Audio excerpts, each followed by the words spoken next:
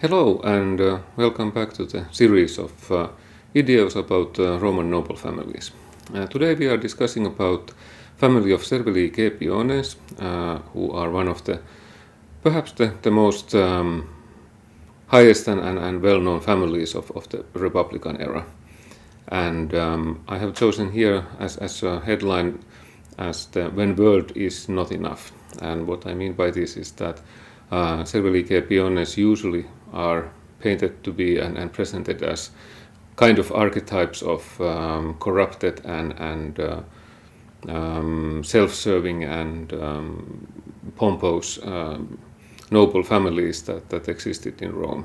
And perhaps the reality is a bit more complicated than that, but I think we will see also today that there are some things speaking for also for the quite negative interpretation of their reputation. What we are covering today is that I will take overview of Servilii Caepiones and their family connections with other families, and then I will have a quite long story to tell that involves one ring, and you will understand the reference when you hear the story. Okay, so overview about Servilii Caepiones family. They are obviously a patrician house, and they have been in consular level since 253 before Christ. And they belong into series of families that rose into prominence during the Punic Wars, either because there was so many deaths that there was a space for it, or perhaps they became rich during the war and the consequent looting of enemies and so on. But in any case, they rose at the consular level at this point. The Servilii family is by itself a quite ancient one in Rome, and they themselves trace their roots back to Alba Longa, which was a great rival of Rome that Rome took over eventually in the early centuries. But obviously this is quite difficult to attest to be reliable information by modern standards of history. Servilii Caepiones branch of the Servilii was still long-standing, and it became influential, but there were other branches of Servilii as well. And what Servilii Caepiones family is known for is from the tragic fate of the individuals involved in this family, especially in the later stage.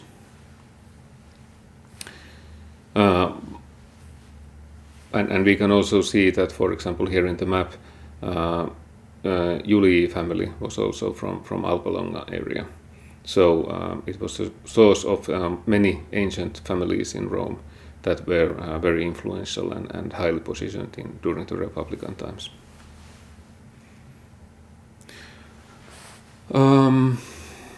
If we take a kind of overview on marriage connections between Servilii Caepiones and other families, we will note that there are deep connections with Livii Drusi, Lutatii Catuli, Porcii Catones, and Junii families.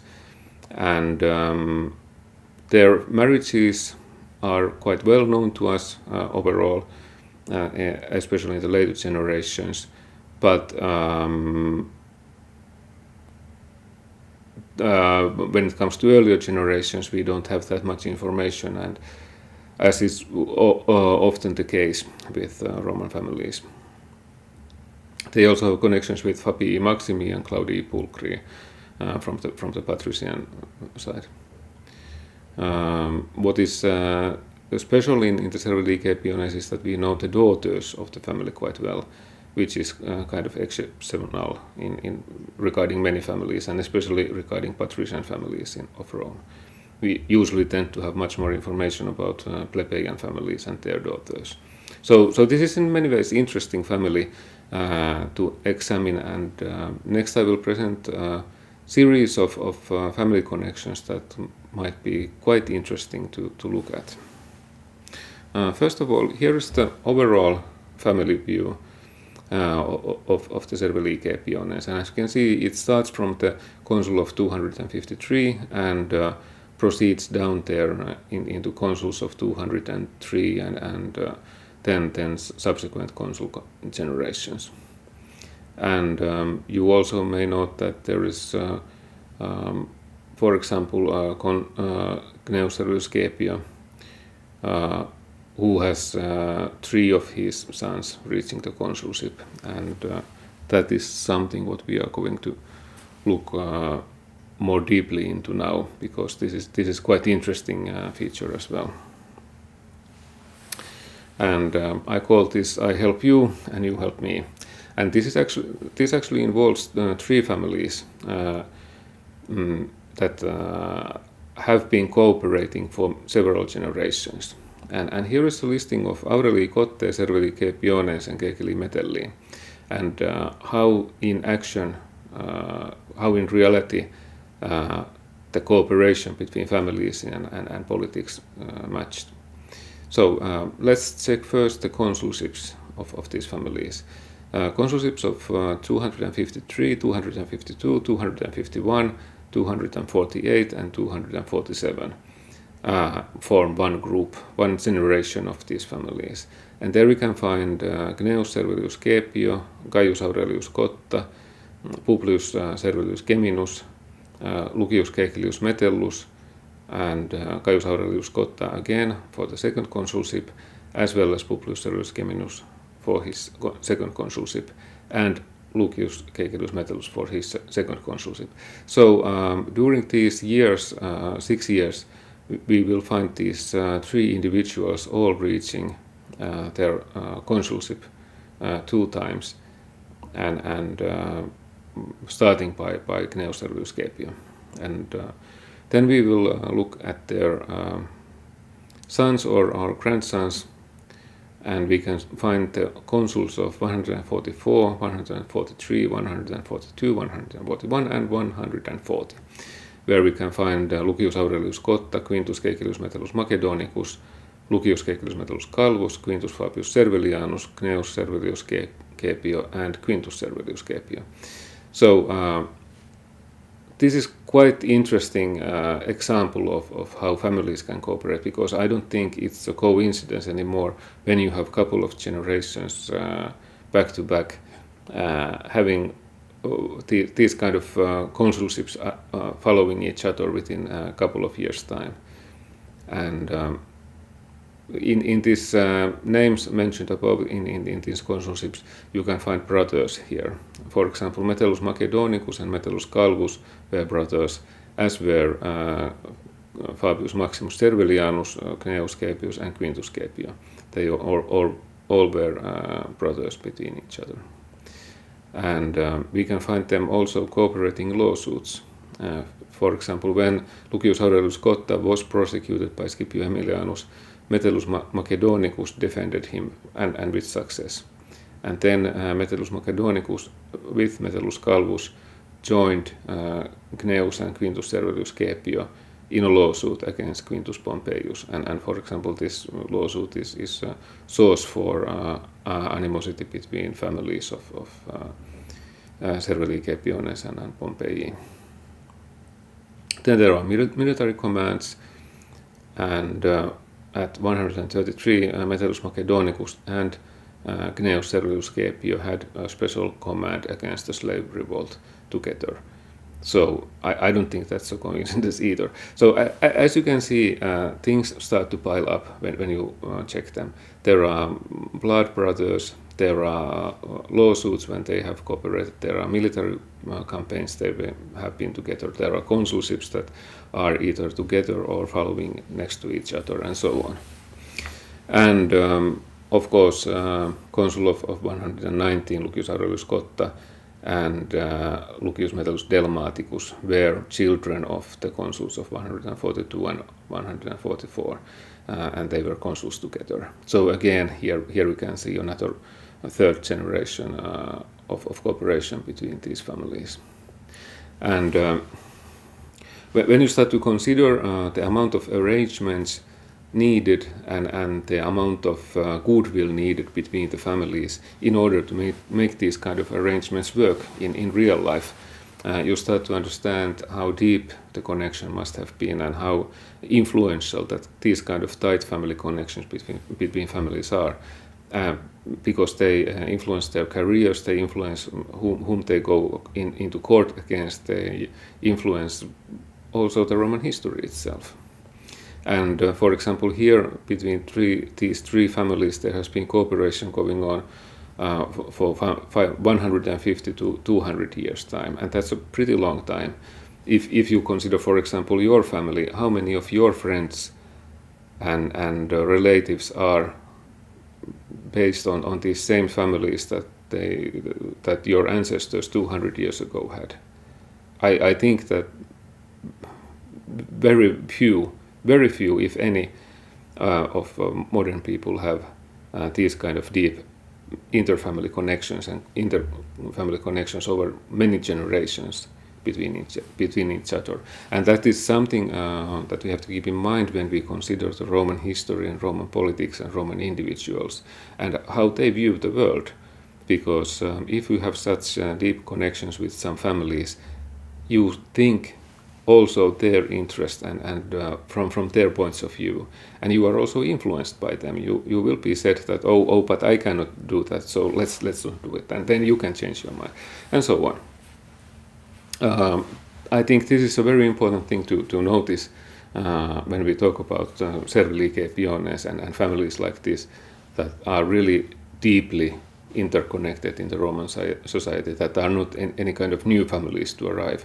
And even I claim that even those new families had their connections upon which their rise into prominence really depended on. Okay, but let's look at here the family chart again, and in the next couple of slides I will highlight you some interesting marriage connections of Servilii Caepiones. And here, for example, you will observe the consul of 106, Quintus Servilii Caepio, and his son, praetor of 91, Quintus Servilii Caepio as well.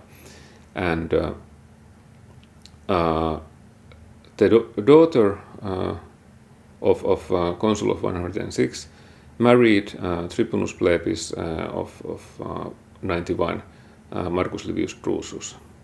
And the sister of Drusus, Livia, married praetor of 91, Quintus Servilii Caepio. So not only are the careers aligned in a way that they are both active at the same time, but also they married sisters of each other. And why was this? I will come back to this story later on again, and when I talk more about Caepio and Drusus the elder and Caepio and Drusus the younger and these generations. But this is quite typical Roman kind of deep marriage connection, that brothers and sisters are married with each other. So it's a very tight connection between these families in this generation. Here is another example from the same family, and now we are looking at the offspring of Quintus Servilii Caepio, the praetor of 91, who married this Livia Drusa. Their daughter Servilia first married Marcus Junius Brutus, who was Tribunus Plebis at 83. And then their son, whom was first known as Decimus Junius Brutus, but later on, when he was adopted, was known as Quintus Servilii Caepio Brutus. He was consul in 41 and actually one of the key people murdering Julius Caesar. In any case, he was adopted by Quintus Servilii Caepio and his wife Hortensia. So this is father adopting the son of his daughter, and this I think is quite interesting way to keep the family connections alive and also to keep the family fortunes in one hand. And this is this kind of circular marriage also that I have been highlighting in other videos as well, but this is not the only one here. Because if we take an extended view on this same marriage scheme, you will find that Livia Drusa later on married Marcus Porcius Cato after she was divorced by Quintus Servilii Caepio. And Livia and Cato had a son whom we know as the Cato the Younger, Marcus Porcius Cato Uticensis, praetor of 54. And he had a daughter, Porcia, whom married none other than Quintus Servilii Caepio Brutus. So again here we can see kind of back to the roots and back to the family kind of position through some generations. And again, this is no coincidence, this is by design. And here the motivations are quite complex, and I will not go deep into that because I would be talking about hours of this alone. But this is an interesting example of how basically both of the childs of Livia Drusa ended up in connection with Servilii Caepio family again after a couple of generations.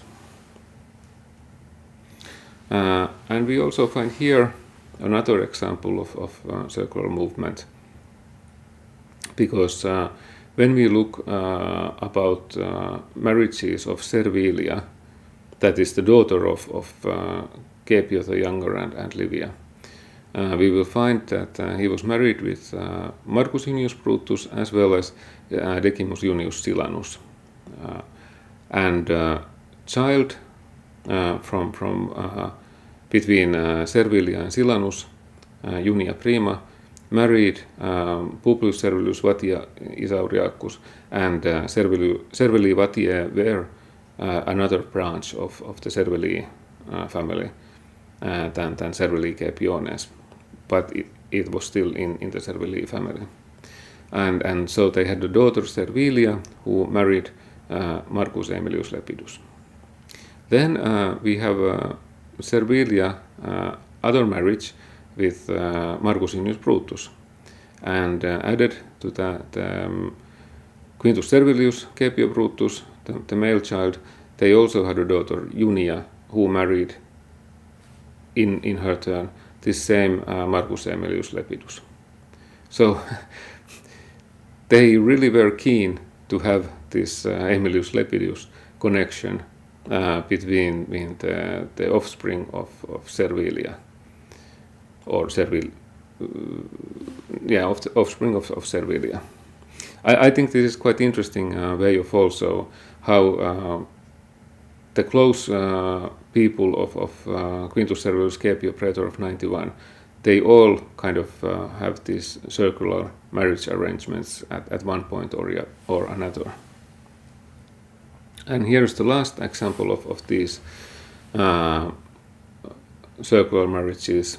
And here you can see that Quintus Servilii Caepio, consul of 140, he had a son who became consul and at 106, and who had a son who came praetor in 91. And what happened was that this praetor of 91 married Hortensia. And why this is interesting is that the daughter of consul of 140, Servilia, married Quintus Lutatius Catulus, consul of 102. And they had a daughter, Lutatia, who was married with Quintus Hortensius Hortalus, the famous speaker, a consul of 69. And that daughter, Hortensia, married Quintus Servilii Caepio, praetor of 91, that is the grandson of the consul of 140. So again, we will end up having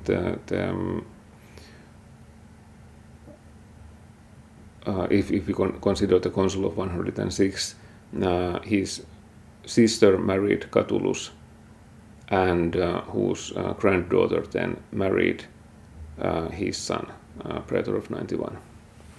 And sometimes these Roman family arrangements seem quite bewildering and complicated, and this is, I think, one of the examples where we must really consider that how these, for example, Hortensia and Quintus Servilii Caepio were related to each other, and how did they end up marrying each other as well.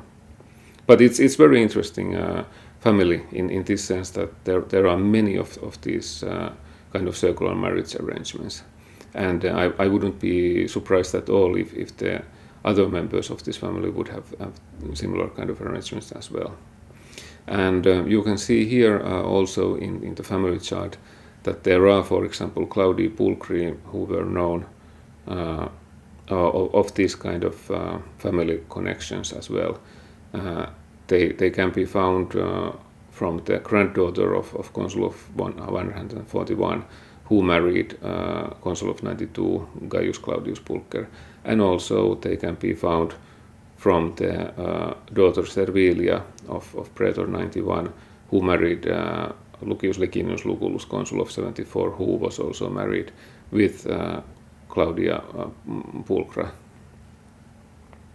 So they are, and also Quintus Servilii Caepio Brutus was married with Claudia Pulchra.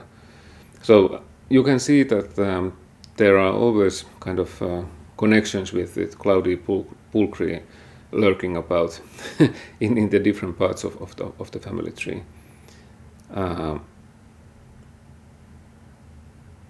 This is, I think, quite typical Roman family in that sense, that they are trying to find connections between patrician nobility and plebeian nobility, with conservatives and also with those kind of reformists and everything between.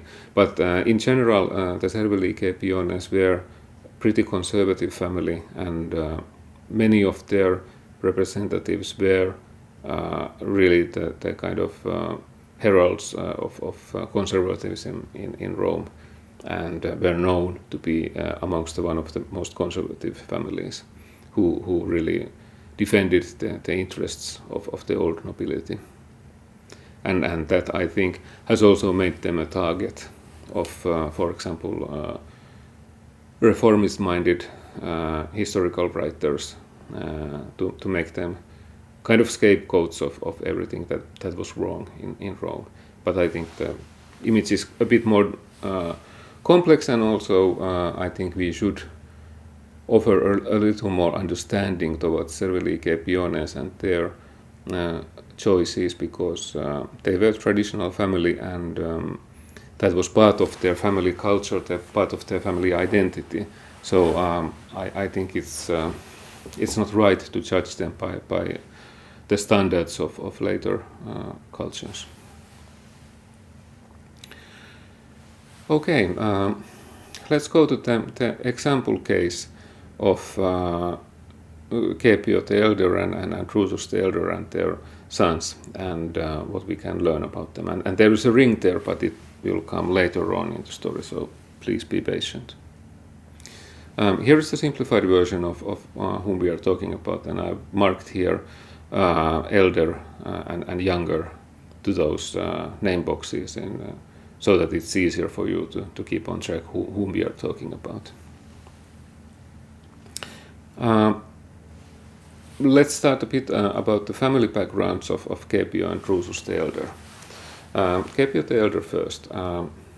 He has quite exceptional family background in the sense that there are 5 consuls in close family for him. And this is not common.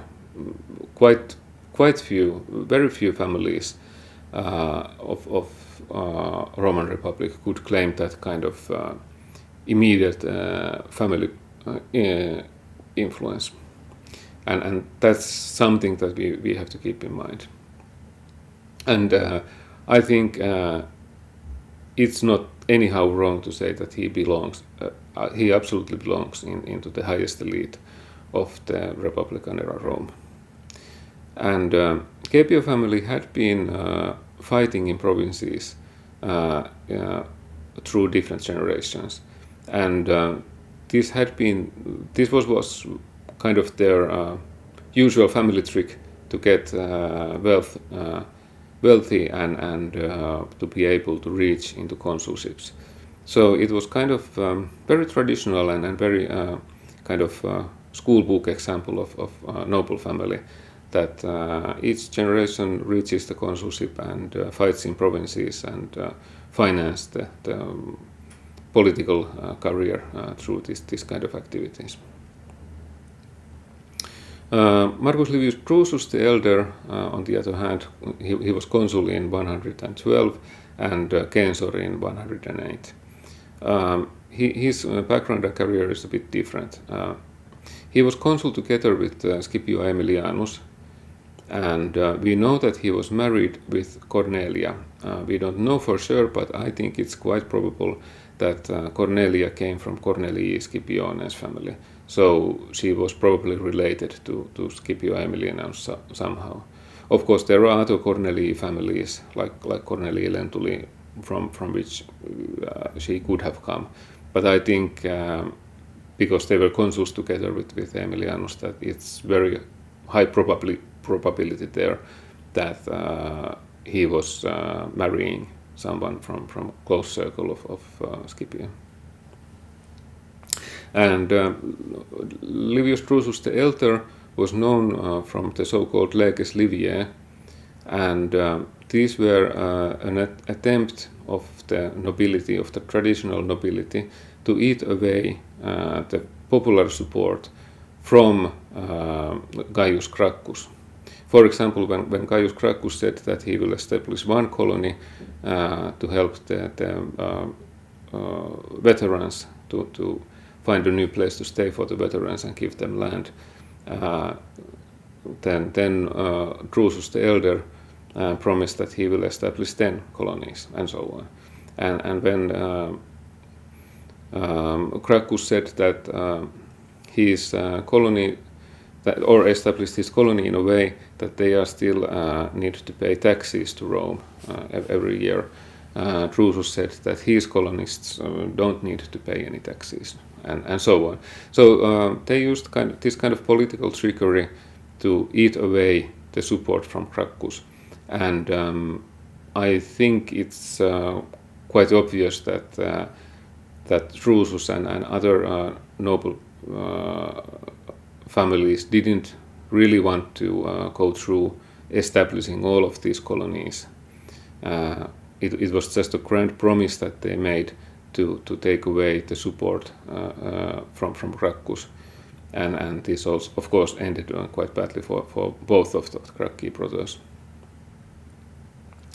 And of course, Drusus then was kind of a pet of the nobility after these events, and he was very well liked and respected.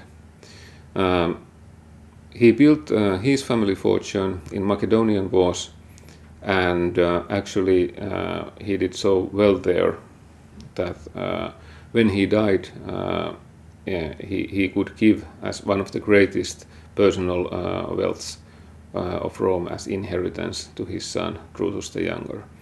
And this is what was the kind of the background where Drusus the Younger then started his life in politics and society. And Drusus the Younger and Caepio the Younger, they were friends with each other. They knew each other well, and also their careers coincide, that they were magistrates in the same years. One more thing about Caepio the Elder. He is one of the few people in the history of Rome who has won a triumph as a praetor. And that was quite extraordinary feat to do, because usually the consuls were the ones that were ex-consuls were the ones who were giving the larger commands and more bigger enemies and so on. But Caepio already as a praetor showed his skill as a military commander and got his triumph there. And at this point his career looked very promising because he belonged into this continuum of consuls in many generations, and he was celebrated war hero. And I think everybody was expecting that he will reach consulship easily, and then after that even the censorship because of this career. But then came year 105. Caepio the Elder was consul of 106. So after his consulship, he was given the province of Gallia Cisalpina as his province. And it was a big province, and there was plenty of opportunity for war, and there was also plans that Rome should get back and fight against the Gallic tribe of Cimbri, who had been giving some very humiliating defeats to Roman commanders in the previous decades.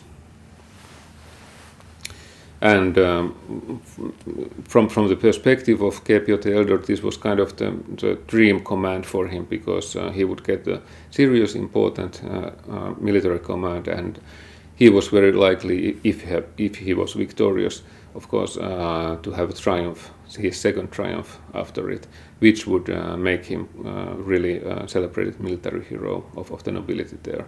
So he had it very well placed, the whole thing.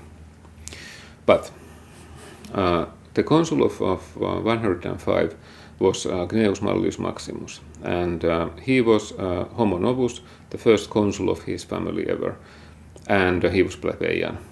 And when you compare him with Caepio the Elder, you really couldn't find any more contrasting pair of persons there, because where Caepio was from the old noble family of noble patrician family, Mallius Maximus was from very new plebeian family.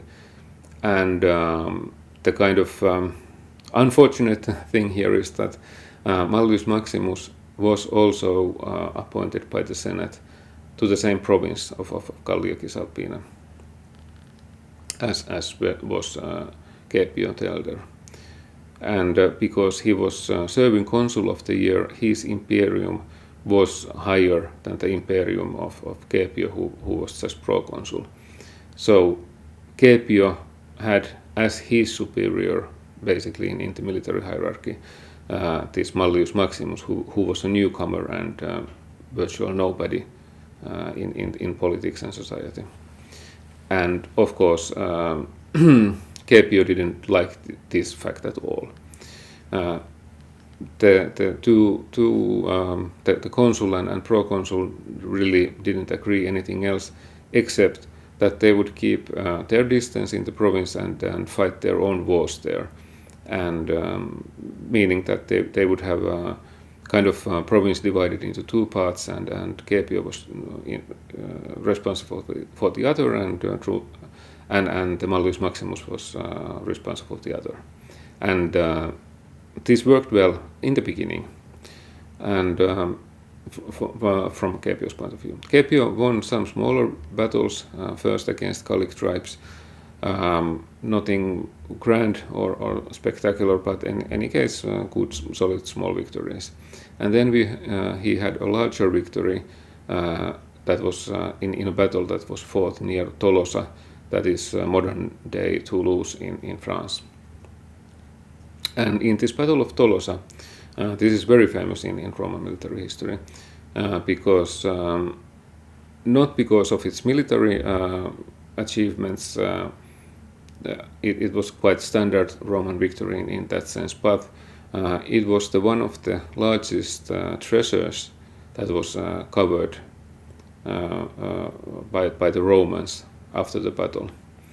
It was called as Aurum Tolosanum, which means the gold of Tolosa, and it was according to some sources, 510 tons of gold. And if we believe this number or not, I don't think the number is really significant here. It was a lot of gold, and really one of the largest ever captured by the Romans. So if it's 500 tons or 200 tons or whatever, but it was a lot of gold. And this gold was originally belonged originally to different Gallic tribes that had been looting Greece, especially the Delphi area. And the Delphi area is known for the Temple of Delphi, obviously. And it was said that the gold was cursed because it was looted from the temple. And by the time, this was about not fully 200 years, but maybe 180 years before for this Battle of Tolosa. So for over a century, well over a century, it had been in possession of Gallic tribes, and they had actually buried the gold into lakes nearby the temple area.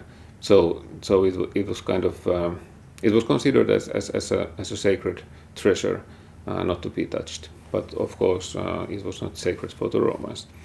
And Caepio, the elder, looted these lake treasuries as part of his victory in Tolosa.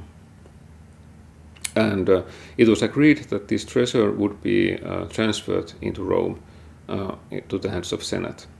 And Massila city-state, that is modern-day Marseille in France, who was allied with Rome, was helping to facilitate this transfer. And Caepio continued his command against the tribes. The thing is here, however, that this gold never reached Rome. And you can imagine how big of a scandal that is, that one of the greatest treasures of all time simply disappears, and nobody knew where it went and who took it. And of course, there was a lot of speculation that Caepio himself was part of if not even the originator of robbing all of this gold. And he was convicted of that later on. And there was some rumors that 50 years later, in the Caepio family house, they were part of this treasure to be seen still. So by all accounts, I think general verdict of historians and the people of different generations is that Caepio himself was somehow involved in this robbing of this treasure and the gold. But this was still to come, because he was still continuing his campaign there in the Gaul. And after the victory of Tolosa, Caepio then headed towards for the larger battle against the Cimbri tribe. And the Cimbri tribe had been gathering in near Arausio, that is modern-day Orange in France. And this was the tribe that had been defeating Roman commanders in humiliating way in the past. So it was said that it was a very large tribe. Some people talk about 100,000 members, some even more. So it was very considerable enemy for the Rome. And it would make sense that both of the commanders in the province would combine their armies and face this large enemy together. Although it must be said that it's not that unthinkable that Romans could win a battle against superiority of 2 to 1, let's say 100,000 Gallic tribe members against 50,000 Roman legionaries. So it's still somehow possible to think that even one commander alone could face the armies of the Gallic tribes. And when it comes to personal relationships with Mallius Maximus and Servilii Caepio, the elder, they weren't cooperating. They really didn't cooperate at all. And who is to blame for this? Overall, the historians blame that it was Caepio who didn't want to cooperate. But I don't know, it usually takes two to tango, really. And what happened was that Mallius Maximus had established his camp, the camp of his army, nearby these tribes, nearby the enemy. And it is possible that Mallius Maximus had already started some kind of negotiations, peace talks with Cimbri that would involve somehow pacifying the province without needing of a major battle between them. And there are some evidence that suggests that Cimbri weren't really interested in fighting against Romans unless the Romans provoked the attack. But in the history, it had been already sometimes that Romans themselves had attacked first and then faced defeat against Cimbri. So they had a motivation for revenge for very obvious reasons. But in any case, when Caepio arrived in the scene with his army, he didn't establish his camp anyhow close to the camp of Mallius Maximus. The camps were separated by so long distance that they couldn't easily communicate with each other. And either by purpose or because he didn't know, Caepio decided that he will attack the Cimbri. And he wanted to attack alone without having the army of Mallius Maximus with him, which I think gives some justification for the claims that Caepio here was really the crook of the story. But in any case, Caepio decided to attack alone, and he didn't consult with Mallius Maximus about this attack, and decided to attack quickly, kind of take the Cimbri by the surprise. And he attacked, and he suffered a very major defeat. Practically none of his men survived the battle. And once the battle was started and won by the Cimbri, then the tribes followed the course of action and decided to attack against the camp of Mallius Maximus.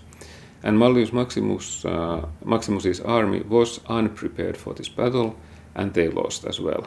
So the Cimbri actually fought these two large Roman armies separately and won them each other.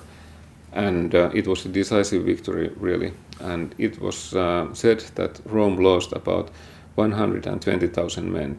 That is 10 legions in this really one battle that has had two phases. And this is one of the largest military losses of Roman history, and one of the strategic defeats of the Roman armies. And all because Caepio and Mallius Maximus didn't coordinate their efforts in the field. And this was a particularly bad time for Romans to lose this kind of amount of soldiers, because there was manpower shortage in Rome. There weren't enough men of traditional qualifications to equip a new army of anything of that size. And of course, this also meant that the whole northern frontier of Rome was left practically without any troops. So it was kind of a really open and vulnerable strategic position for Rome. As said, Cimbri probably didn't want to attack Rome. They didn't have any that kind of ambition, and their very careful later movements show that they weren't that threatening towards Rome. But in Rome, of course, the situation looked quite different, and people were historically afraid of Gallic tribes swarming into Italy and attacking even the city of Rome itself, which was kind of historically justified fear because the enemy has always come from the north for the Rome. So and it were the Gallic tribes. So it's not. I think it's quite understandable why Romans felt this way. And what happened as a result of this defeat in Arausio was that Gaius Marius was elected as a consul for the second time. And this was because the Romans didn't anymore trust the traditional elite like Servilii Caepiones to command their armies and wanted someone new, someone who was a really successful military commander to take charge of things. And Marius obviously fit very well into this picture. He had just been celebrated as for the victory in the war against Jugurtha. And Marius took full political advantage of this position as well and had his several consecutive consulships years after this, and he was very careful not to rush into battle against Kimpri, which probably was quite a good thing to do because Kimpri had already proven to be quite formidable enemy. Eventually, Marius and Lutatius Catulus won the Kimpri tribes, but it was several years later. How bad was the situation for Romans? I think one of the telling signs here is that this is the only time in the history of the Roman Republic that Roman asked for military help from another ruler, and in this case it was the king of Bithynia, and they asked for troops and help to fortify their northern border. So it was an acute crisis, if not entirely based in real life scenarios, but in any case it was an acute crisis in Rome that led into quite many different things. Just because Caepio and Mallius Maximus couldn't agree to cooperate in the battle. We don't know if they would have won if they had worked in accordance with each other, or maybe Mallius Maximus could have negotiated a peace deal that would have made any battle unnecessary. We don't know this, but we can speculate that the history would have been very different if Caepio and Mallius Maximus just could have cooperated between each other. And I think this underlines the importance of the family connections and kind of family culture and inter-family relations between the families at the highest elite of Rome. After the defeat, Caepio the Elder obviously was blamed for the disaster, and I think it's more than justified. And as well as the disappearance of the gold. So he kind of faced very difficult situation, and there really was only option for him, or actually he had a couple of options. One was to wait for being convicted, and he would have been convicted for death, obviously. He could have killed himself. Suicide was very accepted and respected choice in situations like this for the Roman nobility, but he wanted to live. So what he did, he chose to exile himself. And this was also an accepted norm in the Roman society, that if you exile yourself from Rome, then that's the same as if you were dead, because you didn't have any influence in Rome in that respect. And he moved himself to Smyrna, that is Izmir in modern-day Turkey. And Senate ordered that he has to pay back all of these 510 tons of gold, but obviously he never did that. And to understand the scale of this amount of gold, we must understand that it was probably much more than the whole state treasury of the Rome was in this time. So first of all, expectation that one man could have had all of that gold for himself, I think it's quite unrealistic. It probably was divided amongst many families and many people, and also it was such an astronomical sum that it's very difficult to see how it all of it could have ever been gotten back. In any case, the Senate decided that the fortune and possessions of Caepio the Elder would be sold in auction, and the money from that auction would go to the treasury to repay at least some of that loss. Later on, also in another trial, Mallius Maximus was driven into exile for the defeat at Arausia. I think for the Caepio, the main question is that why didn't he kill himself? Because it was obvious that it was a major humiliation and destruction of his family fame. I think the answer lies in the family culture. I think that the Caepio the Elder thought that he could probably bribe his way out from the trial, and when that became impossible, he decided that okay, I will go for exile then for a couple of years, and I will come back later when everybody has forgotten what has happened. I think he didn't see really how deeply the Roman Republican society was in changing at these years, because after the whole affair of Jugurthine War and rise of Gaius Marius, the society was different. The political campaigning was different. The atmosphere was different, and it wasn't anymore the old republic where the ancient families could agree and divide everything between themselves. And I think Caepio Elder never really understood this change in the political atmosphere.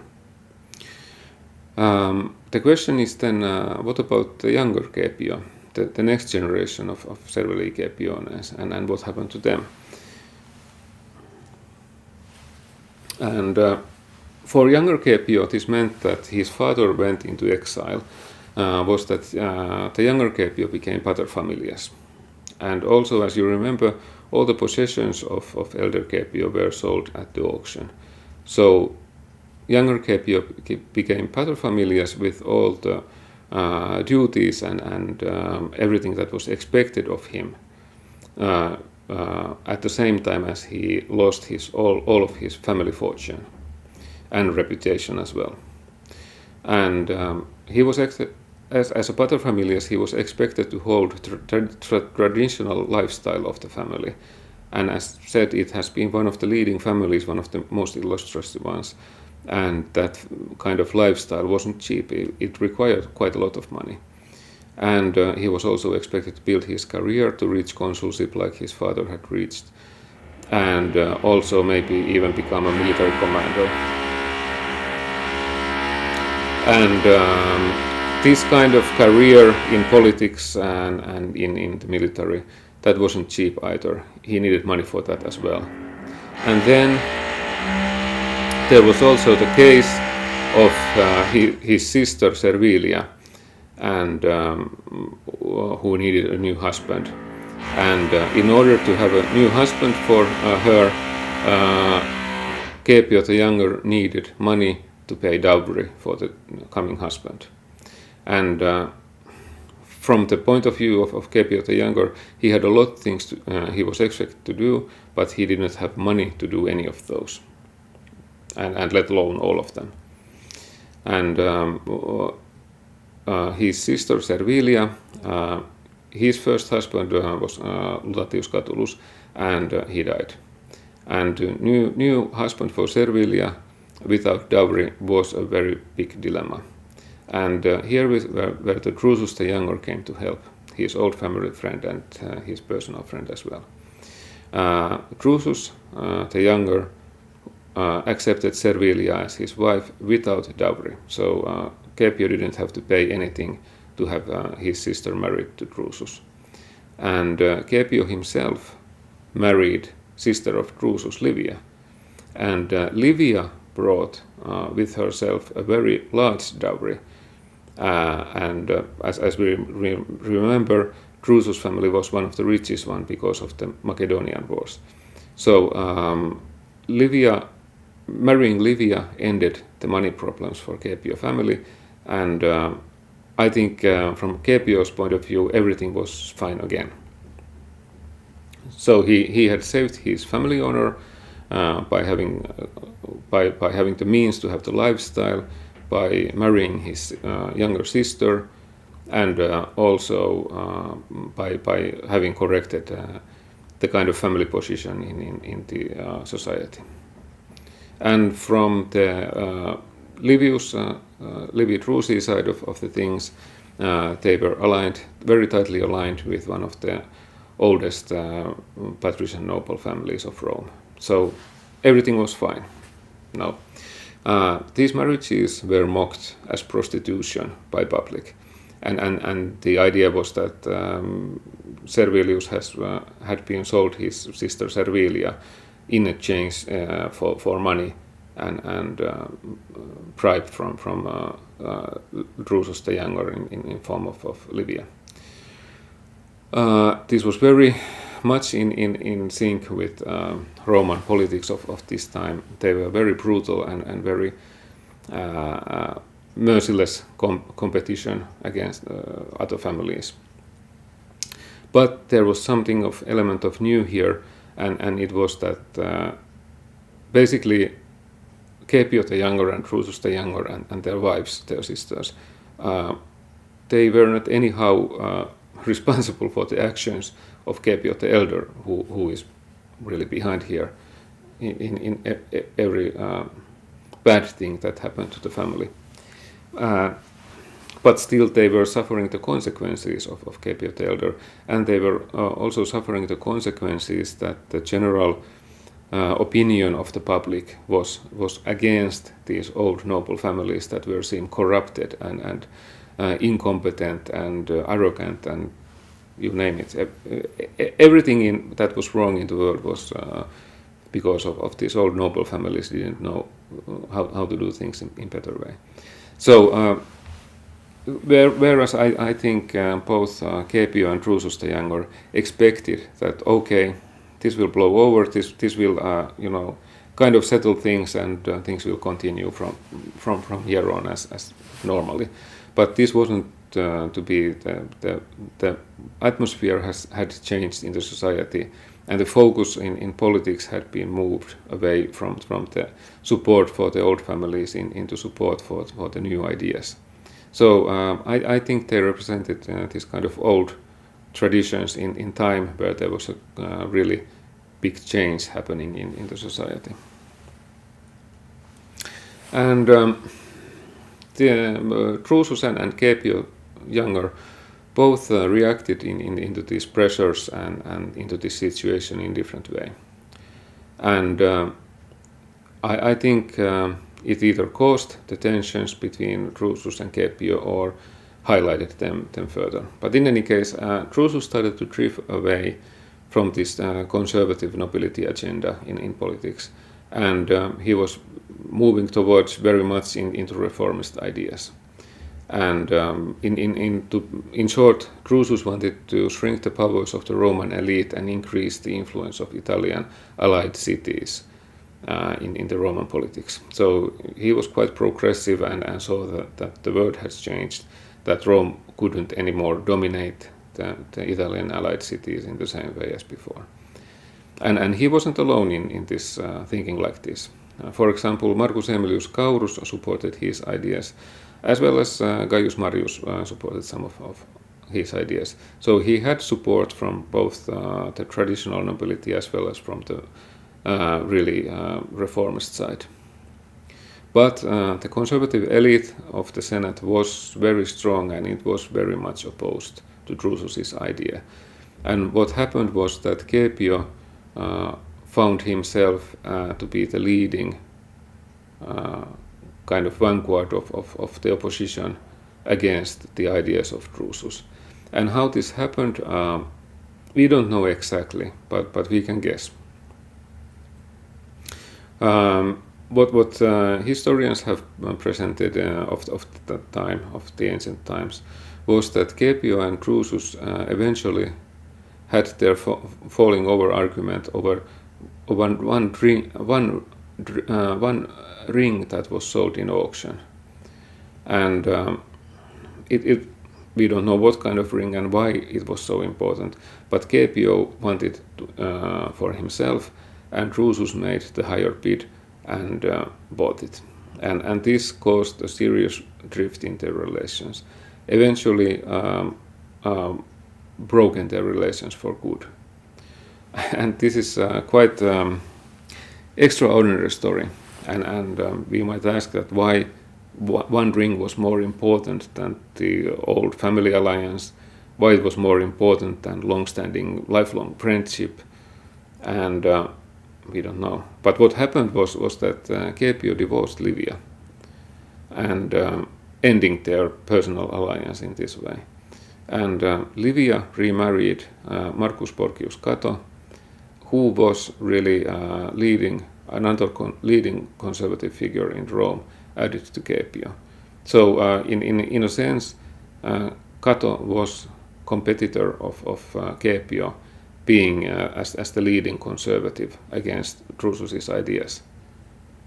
Why Drusus chose to allow this marriage of Livia and Cato, we don't know. Perhaps this was a way to humiliate Caepio, or this was the way of Drusus to find someone easier to work with in the conservative camp. Maybe even soften the conservative camp in this way, or maybe even cause a drift between the factions in the conservative camp. We don't know. There are many alternatives here. But in any case, what was the fact was that Caepio and Drusus became from friends and from relatives by marriage into bitter enemies. And I don't believe that they really was reason that all of this happened because of one ring and auction. I think it was more of a consequence of several things happening there at once. But in any case, they were enemies. And Drusus's law proposals met a fierce opposition at the Senate, and those laws didn't pass. They were rejected. And this decision ignited violent protests during which Drusus was murdered. And Caepio was suspected to be behind of this murder. It was widely considered that he had been scheming of it. And Drusus's murder didn't end this story, because murder of Drusus really was the last spark that was needed, and the Italian allies rebelled against Rome and started civil war that is widely known as the social war. And basically you could say that the social war started because one ring, if you want to be dramatic and very poetic here. But I think it's more in place to examine this whole chain of events and these lives of two generations of Servilii and Livii through the question that what does these events tell about the importance of the family in the Roman history? Because if you consider that Caepio the Elder probably wouldn't have made such a disastrous decision about attacking the king-free tribe if he had been more closely aligned with the consul of that year, Malleus Maximus, if their families had been aligned, if their families had been cooperated, if there wouldn't have been such a large social gap between them. And obviously the arrangement of the younger Caepio and younger Drusus would have been very different, received very differently in a different era of Roman history, if there wouldn't have been the disasters of Jugurthine War, if there hadn't been Gaius Marius active in the society at this moment, if this would have happened couple of decades earlier, before the time of the Krakki, then probably we wouldn't even know this much about these events. But somehow these events became a symbol for the contemporary people of that era, as the corruption and incompetence of the aristocracy that was leading the state. And considering what happened, that's not entirely unreasonable judgment either, because what Caepio the Elder did was quite impossible to understand from the logical point of view. And the stories of these two families, how they were interconnected, I think it's a very interesting and illustrative case for importance of the family and family connections, and how these family connections really shaped the place of the individual and limited and created the possibilities for action for individuals in different kind of circumstances and situations in their life. And that's why I think the Roman family should be considered as a kind of context for the individual lives. Every time we think about Roman individuals and ask why they acted and did things in the way they did. And if we take a look at overall Servilii Caepiones here for the ending, is that their family strategies included marriages, clearly political careers, wealth, even religious offices were used to support the family prestige. And as said, they are often cited as a typical example of corrupted aristocracy. And while actually their actions are perhaps not that controversial or different, exceptional from the previous generations, but they just happened to happen in an era that didn't anymore wanted to understand it.